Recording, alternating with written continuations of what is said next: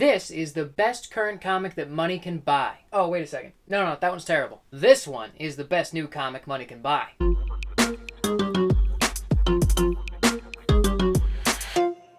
Howdy, I'm Kurt Williams, and today we're talking about Kaya, which I think is the best current ongoing comic series. There are plenty of great, amazing limited series coming out right now, like Beneath the Trees Where Nobody Sees is a great example of a great limited series, but that's a limited series, whereas Kaya is probably going to have something like 50 issues before it's over. In my video about the top comics of 2023, I said that this was #1, and it has not changed. It's still giving the same excellent storytelling experience every single month. I had been kind of starting to forget what was really going on in Kaya, what the whole point of it was and who these side characters were. So today I went back and I read all of it. And every time I would finish an issue, I would just put it down and sit back and go, oh man, that is so good. I'm going to say quite a bit about what I love about Wes Craig's work, but just to focus in on what this video is really about, issue 19 is the most recent issue of Kaya, and it is a standalone story. So he does arcs of 5 issues each, and then he has every 6th issue is a standalone story so that somebody who hasn't really read Kaya yet can just jump in there and get used to it. It's also supposed to be like bonus material for the people who are loyally buying every single issue off the stand instead of just waiting for each trade paperback to come out. And even though it turns out the main story in these standalone issues is going to end up in those collected editions, there's still plenty of extra goodies that won't end up in there that we, the loyal fans, get to see. We always get a backup story by another comic creator. In this issue, it's Juni Ba. In the previous standalone issue, it was Gabriel Walta. And these are great. They're just like 5 or 6 pages of one creator showing their love for this creator's work. It's a lot of fun. Wes Craig also has that teacher energy hard. He always has something at the end of every standalone issue where you can learn about how to make your own comic. So he has tips and tricks for kids who like comics and want to make their own, where to start, what kind of people to hang out with, maybe even how to pitch your comic. But the coolest thing about these standalone issues is that he includes a lot of fan art back here. So we have a lot of fans of the comic sending in their own personal artwork, and he prints them in there. He gives you their name and their Instagram if you want to check them out. The sense of community building in Kaya is on point. It's really great. And I actually made my own fan art that I was going to submit, but then I decided not to. And the reason I didn't is because I asked him on Instagram if they would be able to print it if it had characters from other franchises, and he said probably not, so I didn't bother. But I had a lot of fun making it. We got Kaya over here fighting a bunch of villains like Victor from Deadly Class and Darth Vader and Ming the Merciless and Rasputin and Cyberman and Bruno and all kinds of villains. And then down in the corner we have Jin hanging out with a shmoo from Lil Abner. I wanted to make something else that I could send in, but I was trying to move to Georgia and also do the Every Shop in Michigan video. All that stuff. So anyway, this issue is really cool because we get a glimpse into the future. We see Kaya as much older, some kind of a pirate queen. She's sailing around freeing slaves and then recruiting them into her army so they can go and overthrow this evil empire. And the empire appears to be run by pig creatures who have either what looks like meatloaf hair or like British colonial wigs. It's very Pirates of the Caribbean, but it's also very Kaya. It's a great little one-issue story, lots of fun. And Kaya as a whole is so much fun, but what makes it so enduring is that it has so much depth to it. Yes, this is a kid-friendly comic, but it's not a kid's comic. It's dealing with real adult themes in a way that kids can understand. Very similar to the way the Bone does it. In Kaya, we deal with complex themes such as survival, integrity,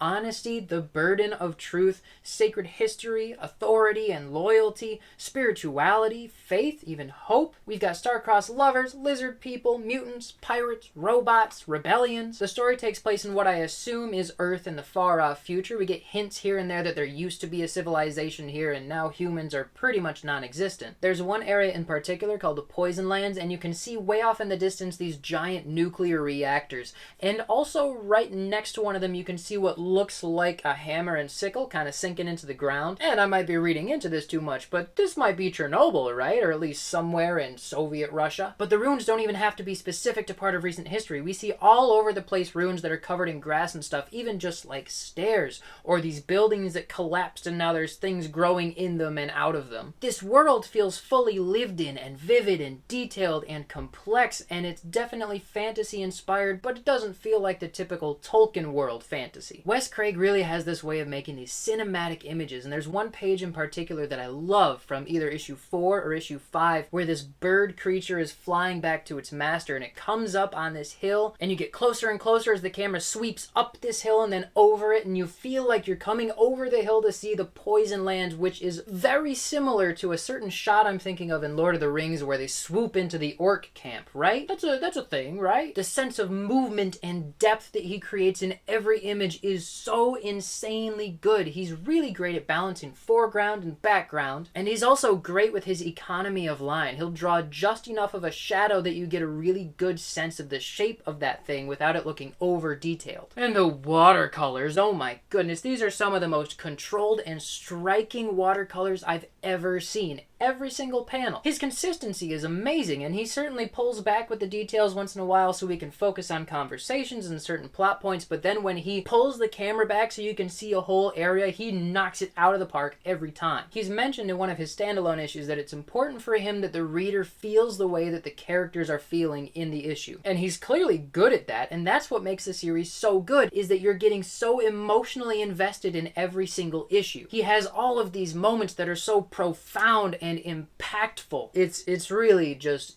so good. You have to read it. I would love to just scroll through excellent panels from this series because there is no end to excellent panels in the series. But it'll be so much better if you just buy it for yourself so you can experience it in your own time, in your own hands. So if you're not reading this series yet, come on, what are you doing? I'm pretty sure there's a couple trade versions out by now, but remember, the best way to support this artist and make sure that the story keeps going is to buy single issues from the comic shop so that they know how many people are interested in it. I hear people say all the time, oh, that looks interesting, I'll buy the trade when it comes out. But if everybody does that, then the publisher thinks that nobody's interested because nobody's buying the issue off the stands, so they cut off the series before the vision of the series is over. So I don't know if Wes has some kind of deal with Image Comics because the series is doing so freaking well that they're just gonna let him finish what he has in mind, but I kinda doubt that's the case, and it would be better if you bought the single issues. Besides, with the trade, you're not gonna get all this cool extra material like the bonus stories and all the fan art. This stuff is great. So obviously I'm gonna give issue 19 of Kaya, as well as Kaya as a series, a 10 out of 10 rating because it's the greatest current ongoing comic. And, you know, I try to be open-minded. I know there are a lot of people who disagree with me on a lot of things, but if you disagree with me on this, you're wrong. So now I gotta get back to editing my Every Comic Shop in Michigan video, but in the meantime, if you read it, what do you think?